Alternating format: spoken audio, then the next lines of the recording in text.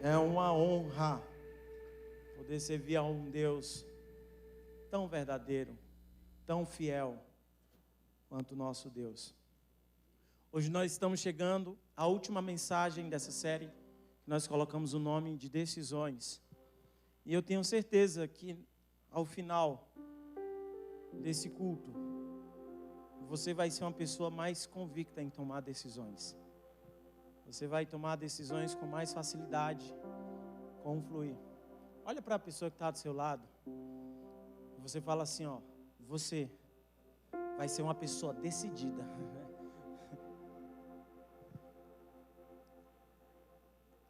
E nós começamos a falar nas primeiras mensagens que muitas vezes as pessoas tinham dificuldade em tomar decisões.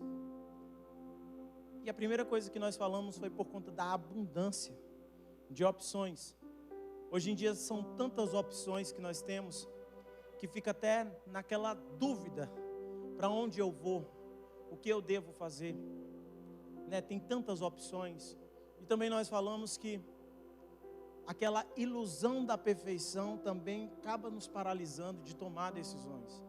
A gente olha para a vida do nosso vizinho hoje e a gente vê tudo perfeito.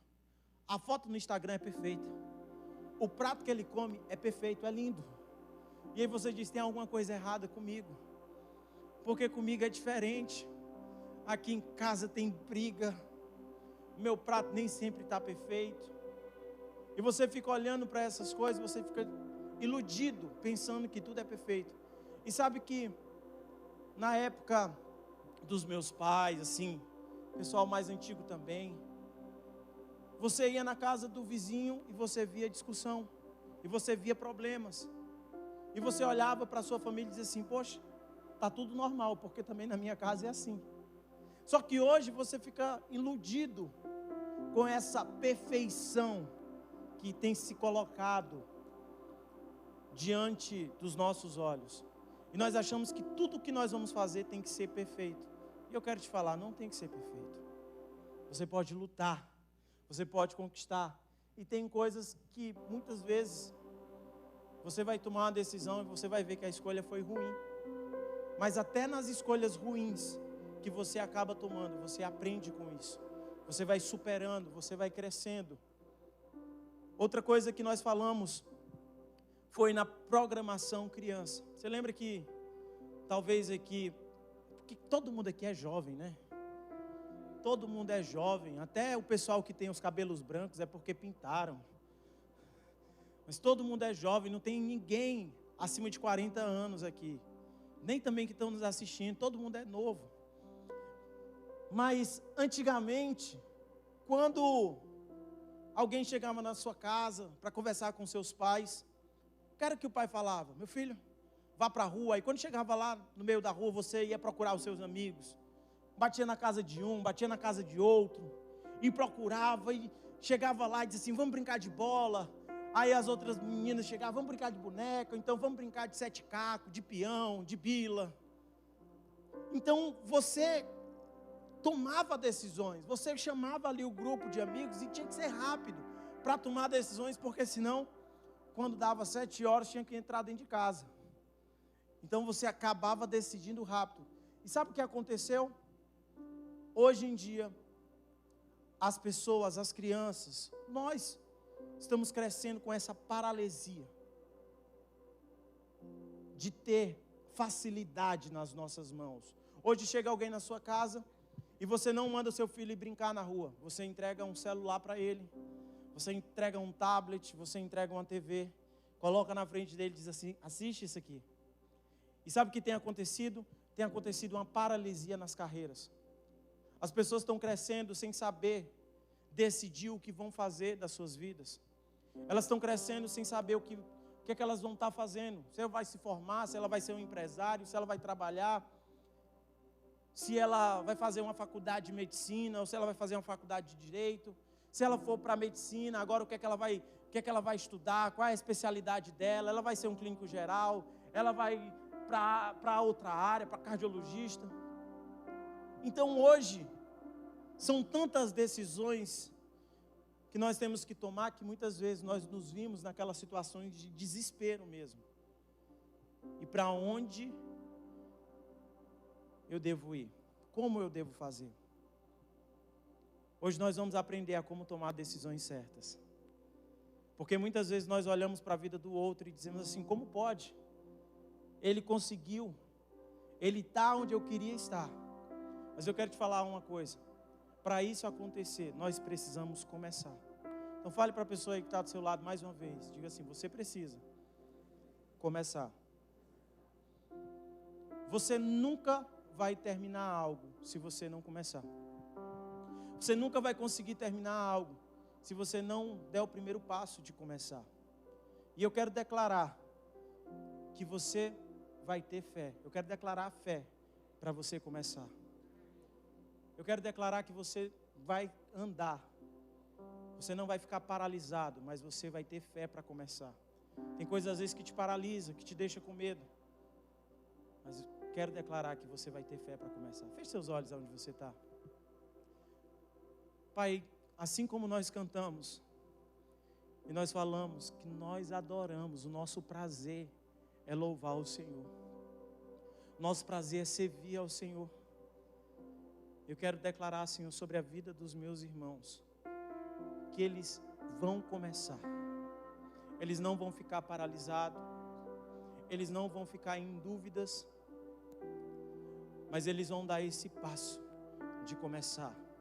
E vendo o Senhor ajudá-los em todas as coisas, que eles possam caminhar sem medo, aprumados em Ti, no nome de Jesus. Você precisa ter esse encorajamento, você precisa começar. E sabe que muitas vezes começar também reflete a você sair da sua zona de conforto. Muitas vezes nós ficamos com medo de começar, porque quando nós começamos, nós vamos ter que sair da zona de conforto. Às vezes está muito bom aqui. Isso aqui está muito bom. Do jeito que está bom. E você sabe que se você der um passo, você vai sair da zona de conforto. E eu quero te falar, é preciso, é necessário. Você precisa disso. Para que você possa ver as coisas acontecendo na sua vida. Muitas vezes, nós temos que deixar essa zona de conforto e ir avante. Eu quero ler com você um texto que está lá no livro de Neemias, capítulo 2. Nós vamos ler do verso 17 até o verso 18.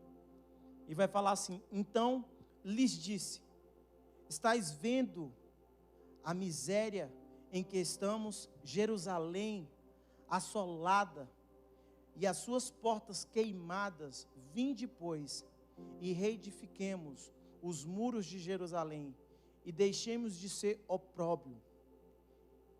E lhes declarei como a boa mão do meu Deus estivera comigo, e também as palavras que o rei me falara. Então disseram: disponhamo-nos e edifiquemo-nos. E fortaleceram as mãos para a boa obra. Para a boa obra. Tem uma coisa que muitas vezes nós temos, acho que quase todos nós temos, que se chama um fardo divino. Até uma vez o pastor Gilson ministrou isso. O fardo divino é quando você sabe que Deus está te chamando, seu coração está sendo inclinado para fazer algo de Deus. Deus está te chamando para fazer algo, seu coração se inclina a fazer algo. Às vezes tem momentos que você sente que Deus está te puxando, está te atraindo. Você faz uma coisa, mas Deus está te puxando, vem para cá, faça isso. E aí talvez você fique se perguntando: como assim, Deus? Como eu posso fazer isso? Eu nem sou capacitado para essa função, para essa área. Mas muitas vezes seu coração está sendo atraído, está sendo puxado. É um fardo divino sobre a sua vida. E sabe de uma coisa, irmãos? A Bíblia fala que Neemias, ele era um homem que ele era o copeiro do rei. Se você não sabe o que é o copeiro, era a pessoa que servia as bebidas ao rei. Mas muito mais do que isso, ele tinha a função de experimentar primeiro aquela bebida, aquela comida que ia para o rei. E se ele não morresse, então estava tudo certo. Era bem simples. Ele tinha a função de experimentar, porque se não tivesse envenenado, ele entregava lá para o rei e dizia que estava tudo certo. E ele tinha essa função. Só que agora Neemias se vê em uma situação que Deus está chamando ele. Na verdade, ele sente o coração dele puxando ele para edificar os muros de Jerusalém. E talvez na cabeça de Neemias ele ficou se perguntando: Senhor, eu não sou pedreiro, muito menos engenheiro, nem calculista, e o Senhor está me chamando para ir fazer uma coisa que eu nem sou capacitado para isso. Mas a Bíblia fala que Neemias fez alguma coisa. Sabe o que foi que ele foi fazer? Ele foi orar. Ele se colocou diante do Senhor. E ele se colocou mesmo naquele lugar e começou a orar. Quando ele sentiu esse fardo divino que vinha do Senhor para a vida dele, a primeira coisa que ele fez foi orar. Sabe que muitas vezes nós estamos sentindo esse fardo divino nos atraindo, nos chamando, mas sabe o que é que tem acontecido? Nós não estamos indo para o lugar da presença. E nós precisamos nos mergulhar no lugar da presença de Deus, no lugar da oração. Às vezes você sabe porque sabe que tem que dar o próximo passo, mas tem coisas que estão te paralisando. E sabe o que é que te paralisa? Você não tem ido buscar do Senhor. Você não tem se colocado diante do Senhor. Você sente Deus te chamando, mas você não se entrega a Ele para buscar direcionamento, para buscar o que você tem que fazer, para saber qual é as decisões que você tem que tomar. Deus está falando assim: dê o próximo passo. E aí sabe o que é que você faz? Muitas vezes você até dá, ou então você recebe uma proposta e você não chega para orar e para perguntar ao Senhor.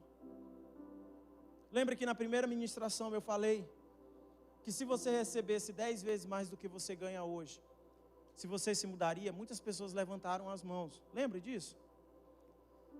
Sabe de uma coisa, irmãos? A nossa resposta não tem que estar ligada ao dinheiro, mas sim no que o Senhor tem nos chamado para fazer, naquilo que Deus tem nos atraído, naquilo que Deus tem nos direcionado. E Neemias era só um copeiro. Neemias era só um copeiro. E Deus estava atraindo ele, estava chamando ele para edificar os muros de Jerusalém. E sabe de uma coisa interessante? Neemias faz menções das promessas de Deus. Neemias chega para Deus e diz: Senhor, a tua palavra fala que se o teu povo for fiel, o Senhor traria eles de todos os lugares das nações para reunir. Mas se eles fossem infiéis, o Senhor espalharia. Nós estamos aqui, Senhor. Eu estou clamando hoje. Irmãos, fazia tempo que o povo estava cativo. Fazia tempo que o povo estava perdido. Fazia tempo que o povo estava afastado. Neemias lembrou das promessas. Sabe de uma coisa? Você precisa lembrar das promessas de Deus para a sua vida. Você precisa lembrar das promessas de Deus. E você precisa colocar isso diante de oração. E dizer: Senhor, isso aqui é as promessas do Senhor para a minha vida. Eu quero ver acontecendo. Eu quero ver se cumprindo. O Senhor tem me atraído. O Senhor tem me puxado com esse fardo divino. Eu quero fazer a tua vontade, Deus. Eu quero fazer a tua vontade. Vamos ler o que fala lá em Neemias capítulo 1. Nós vamos ler do verso 4 até o verso 11. Fala assim: E tendo eu ouvido essas palavras, assentei-me e chorei, e lamentei por alguns dias, e estive jejuando e orando perante o Deus dos céus, e disse: Ah, Senhor, Deus dos céus, Deus grande e temível, que guardas a aliança e a misericórdia para com aqueles que te amam, e guarda os teus mandamentos. Estejam, pois, atentos os teus ouvidos e os teus olhos abertos, para acudires à oração do teu servo, que hoje faço a tua presença, dia e noite, pelos filhos de Israel, teus servos. E faço confissão pelos pecados dos filhos de Israel, os quais temos cometidos contra ti, pois eu e a casa de meu pai temos pecado. Olha só o que ele está falando. Ele disse: Ah, Senhor, nos perdoa. Ele estava levando até o pecado do povo. Eu tenho cometido, Senhor, pecado. Minha casa tem cometido pecado. Mas ele começa a declarar agora: temos procedido de todo modo, corruptamente contra ti, não temos guardado os teus mandamentos, nem os estatutos, nem os juízos que ordenastes a Moisés, teu servo. Lembra-te da palavra que ordenastes a Moisés, teu servo, dizendo: se transgredistes, eu vos espalharei por entre os povos, mas se vos conservartes a mim, e guardastes os meus mandamentos, e os cumprirtes, então, ainda que vos rejeitastes, estejam pelas extremidades do céu, de lá ajuntarei, e os trarei para o lugar que tenho escolhido, para ali fazer habitação no meu nome. Estes ainda são os teus servos, ó Deus. Esses ainda são teus servos. Esses aqui, Senhor, são teu povo ainda. Esses aqui são aqueles que clamam por ti. Nós estamos aqui. Estes ainda são os teus servos e o teu povo, que rasgastes com o teu grande poder e com a tua mão poderosa. Ah, Senhor, estejam, pois, atentos os teus ouvidos à oração do teu servo e a todos os teus servos que se agradam de temer o teu nome. Concede-nos que sejam bem-sucedidos hoje o teu servo e dá-lhe merecer perante este homem. E olha o que ele fala: nesse tempo eu era copeiro do rei. Quando Neemias sentiu esse fardo, ele foi para a presença do Pai e ele começou a orar. Ele colocou-se diante da presença do Senhor. E ele disse: Senhor, eu não consigo, sozinho, mas eu quero fazer menção aqui o que o Senhor tem falado, o que o Senhor prometeu a Moisés. Nós somos ainda os teus servos, Senhor. Nós somos ainda o teu povo, Senhor. Nós somos ainda o teu povo. E sabe, irmãos, Neemias estava fazendo uma coisa grande. Neemias ia começar a fazer uma coisa grande. Mas sabe de uma coisa? Como você pode fazer para fazer uma coisa grande? Como você pode fazer algo grande? Eu quero te ensinar, eu quero falar duas coisas hoje. A primeira coisa: comece pequeno. Comece pequeno. Fale assim: eu preciso começar pequeno. O pastor Gilson sempre tinha uma frase que ele falava conosco. Ele dizia assim: sabe qual é o problema? É que muitas pessoas querem terminar, querem começar onde muitos têm terminado. O grande problema é que muitas pessoas querem começar onde muitas pessoas estão terminando. Então muitas pessoas estão terminando as suas vidas, trabalharam muito, conquistaram muito. E aí, você que está começando a sua vida agora, olha para isso e diz assim: eu já quero começar com isso. Então, às vezes eu vou aconselhar pessoas que vão casar e eles chegam para mim: pastor, eu quero casar depois que eu tiver terminado minha faculdade, a mim e da minha esposa. Às vezes a esposa está fazendo medicina, ou então o marido está fazendo medicina. E depois que a gente fizer todas as coisas, começar a trabalhar, no segundo ano a gente compra a casa, mobília a casa, e aí nós nos casamos. Sabe o que acontece? A maioria das vezes não acontece. Sabe por quê, irmãos? Nada começa grande, sempre vai começar pequeno. Você lembra quando o pastor Eibe estava aqui em dezembro, ele falou algo sobre hábitos transformadores, e ele falou algo assim: comece 1% todo dia, faça 1% todo dia, faça 1% todo dia, faça 1% todo dia é 1%. Todo dia você está fazendo ali, você está dando um primeiro passo, você está dando um primeiro passo, você está dando um primeiro passo. Hoje você chega aqui na igreja e você diz assim: uau, que estrutura, que prédio, que localização. Irmãos, um dia teve um pequeno começo.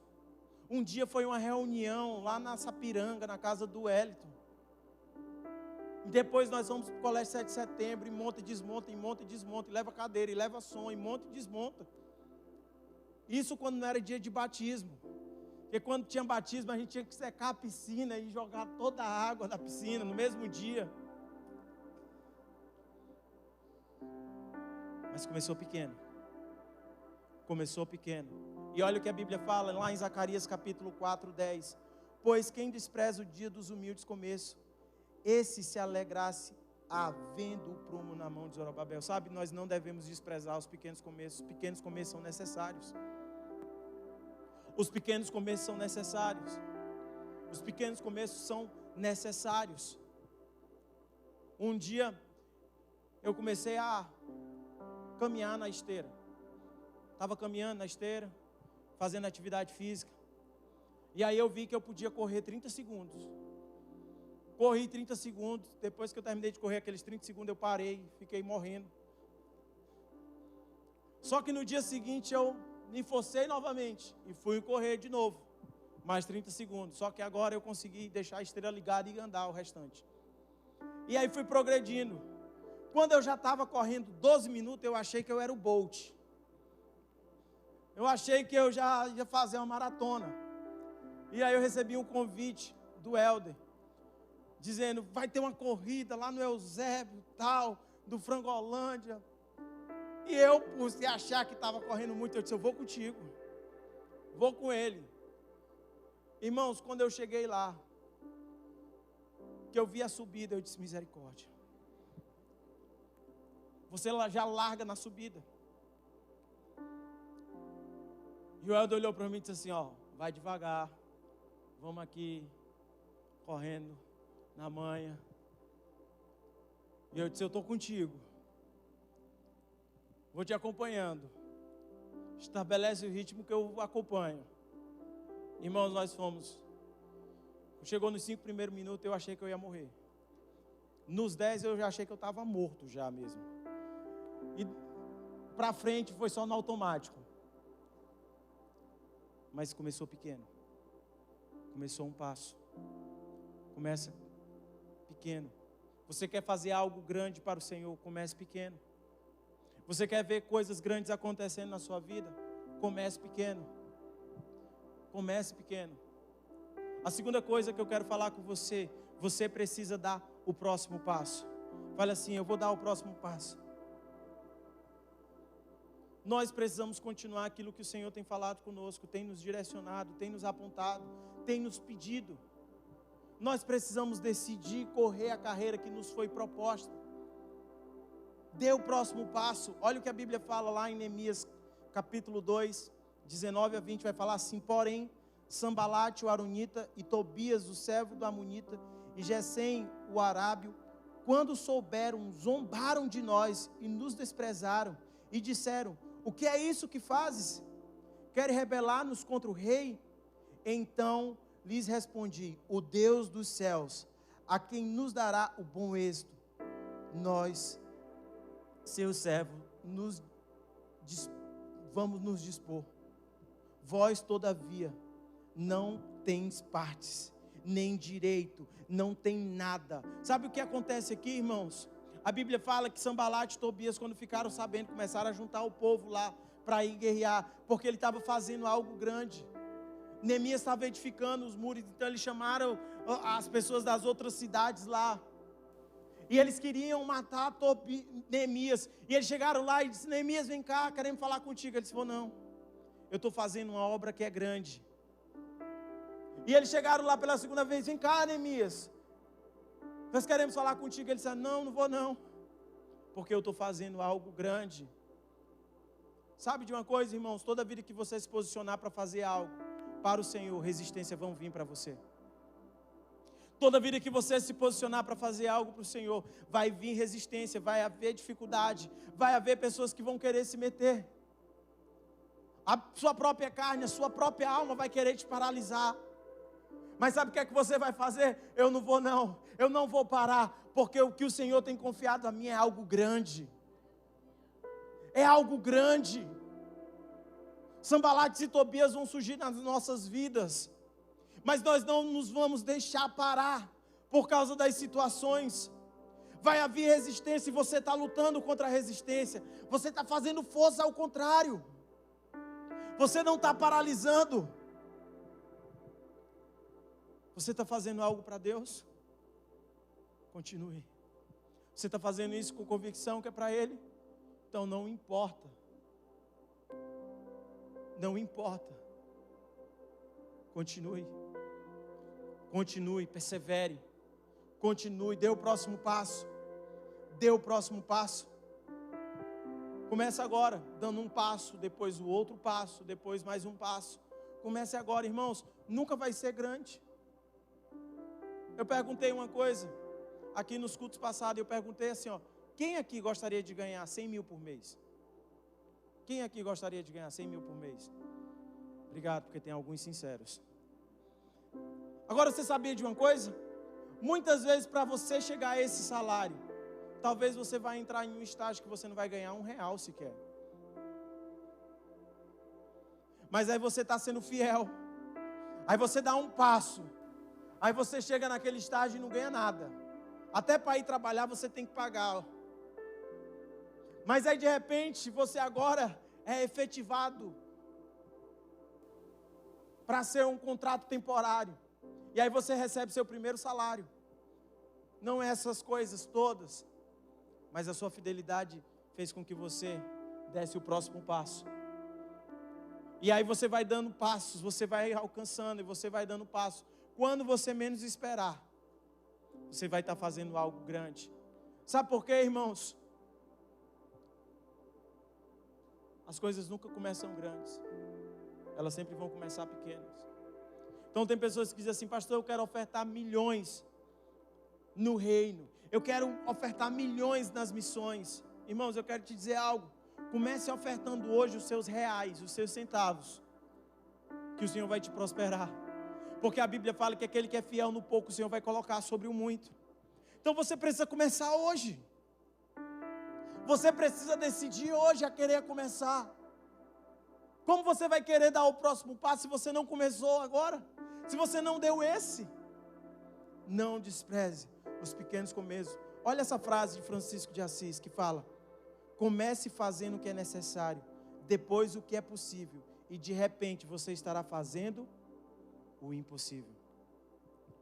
Comece fazendo o que é necessário, depois o que é possível, e de repente você estará fazendo o que, irmãos? O impossível. Você não pode parar. Você não pode parar, você não pode desanimar. Nós não somos daqueles que retrocedem. Nós somos daqueles que estão avançando todo o tempo, que está prosseguindo, que está avançando e está vindo resistência. Tem coisas que estão tentando te paralisar e você está avançando. Nem que o passo seja mais demorado, nem que o passo seja mais difícil, mas dê o próximo passo, avance. Olha o que a Bíblia fala lá em Gálatas, capítulo 6, 9, fala assim, e não nos cansemos de fazer o bem, porque ao seu tempo cefaremos e não desfalecemos. Não se canse de fazer o bem, você não vai se cansar, irmãos. Você tem que tomar posse das palavras. Assim como Neemias reivindicou e colocou as palavras e colocou as promessas, nós precisamos também chegar diante do Senhor e dizer: Senhor, essa é a promessa do Senhor para a minha vida. Essa é a promessa do Senhor. Você precisa sonhar grande, mas você tem que saber que o começo vai ser pequeno. Mas você precisa sonhar grande. Sonhe grande, mas comece pequeno. Sonhe grande, comece pequeno, porque se você sonhar grande e não começar, você nunca vai alcançar. Mas se você sonhar grande e começa, você vai ver a obra do Senhor se cumprindo na sua vida. Você vai ver as promessas do Senhor se cumprindo na sua vida. Eu nunca vou esquecer no dia em que eu estava tentando ganhar uma pessoa para Jesus. E eu estava orando por aquela pessoa. Eu gastava muito tempo de oração. E aí eu liguei para ela e disse assim: olha, eu quero fazer um convite para você, vamos para o culto. Nessa época o culto tinha de domingo também à noite. E aí eu falei assim: vamos para o culto. Aí ele falou comigo assim: Nemes, é o seguinte, eu vou para o culto, mas antes de ir para o culto tem uma reunião da minha empresa. E eu queria te levar para essa reunião. Tem problema? Aí eu disse: não tem nenhum problema. Depois tu vai para o culto comigo? Eu disse: vou, então tá feito. Vou na hora. Quando eu cheguei lá, era uma reunião de marketing multinível. Famosa pirâmide mesmo. E aí eu cheguei lá, irmãos, e começaram a falar, e o pessoal começou a mostrar cheque de 100 mil, 200 mil, 1 milhão, Mercedes, e carro, e Ferrari, e iate, e não sei o quê. E cruzeiro para lá, e cruzeiro para cá. E eu disse, rapaz, o negócio aqui é bom, viu? O negócio aqui é bom. E aí eles chegaram, no meio da palestra, eles falaram assim, olha, nós vamos fazer uma entrevista com todas as pessoas que estão vindo pela primeira vez na nossa reunião. Todas as pessoas que estão vindo pela primeira vez, nós vamos ter uma entrevista. E a pessoa que se sair melhor na entrevista vai ganhar tudo, não sei o quê, e você não vai ter que pagar nada. E aí me chamaram para a entrevista. Eu era um dos primeiros também, né? Estava lá pela primeira vez. E aí eu lembro que sentou 2 homens perto de mim. Eles estavam bem aparentados, de paletó, de gravata, relógiozão. Brilhava assim. Brilhava. Um tinha acabado de receber um cheque, não sei quantos R$1.000. Aí eu disse... E ele chegou para mim e disse assim, qual é o seu sonho para daqui a 10 anos? Qual é o seu sonho para daqui a 10 anos? Eu parei, baixei a cabeça, levantei com um sorrisozinho no rosto. E eu disse assim, o meu sonho, o meu maior sonho para daqui a 10 anos é ter pregado para 1 milhão de pessoas. Aí ele parou assim, olhou um para o outro. Ele disse, não, talvez você não entendeu. Eu estou falando de carro, de casa. Qual é o carro que você sonha para daqui a 10 anos? Qual é a casa que você pretende morar daqui a 10 anos? Eu olhei para ele e eu disse assim, olha, eu tenho um carro hoje, daqui a 10 anos eu também vou ter. Eu tenho casa hoje, daqui a 10 anos eu também vou ter. O meu maior sonho é falar de Jesus para o máximo de pessoas que eu puder. Esse é o meu maior sonho. Esse é o maior desejo. Essa é a direção que me puxa. Essa coisa que está me atraindo é pregar a palavra do Senhor, é anunciar as boas novas. Não há dinheiro. Então, meu amigo, eu vou ter todas essas coisas daqui a 10 anos, mas o meu desejo é falar do amor de Deus. E eu tenho aprendido uma coisa, irmãos, que o menor passo na direção correta poderá ser o seu maior passo na sua vida. O menor passo na direção certa vai poder ser o seu maior passo para a sua vida. Então muitas vezes você está lá caminhando e você diz assim, poxa, eu estou afastado do Senhor e eu sinto que Deus está me chamando. Eu ainda tenho umas coisas ainda que eu preciso resolver dentro de mim. Eu quero te falar uma coisa, dê esse pequeno passo na direção certa, que amanhã pode ser o maior passo que você já deu na sua vida. Porque o que você decide hoje vai influenciar o seu futuro amanhã em todas as coisas. Tudo que você faz, tudo que você está fazendo. Se Deus tem te chamado, te atraído, te puxado para fazer algo, começa hoje, começa a dar o primeiro passo hoje. Nada vai começar grande, mas começa pequeno. Deus tem chamado você para ser um missionário. Deus tem chamado você para ser um grande empresário. Começa hoje.